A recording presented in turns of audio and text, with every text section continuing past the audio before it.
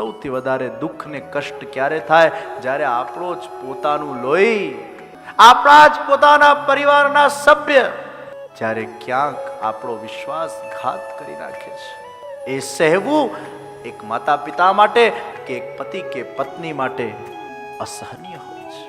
જીવનમાં જ્યારે જ્યારે તમારા પોતાના સ્વજનો દ્વારા તમને કષ્ટ આપવામાં આવે છે, ઘણા છોકરાઓ પોતાના માતા પિતાને વૃદ્ધાશ્રમમાં મૂકી આપતા હોય છે અને એ માતા પિતાના નિશાસા લાગતા હોય છે, એ બિચારા રડતા હોય છે, અમને કેવી સંતાન ભગવાને આપી. ત્યારે એક વસ્તુ યાદ રાખજો, એ વૃદ્ધોને પણ એ સમજાવવાની જરૂર છે કે તમને પણ આ ભગવાને તમારા દીકરાઓથી દૂર કરીને મોહ ભંગ લીલા કરી છે, જેથી આ સંસારના અસારતાનું તમને દર્શન થાય, જેથી આ સંસારના અંદર તમારા સગા સંબંધીઓમાં તમારું જે ચિત્ત હતું એ ચિત્ત દૂર થાય.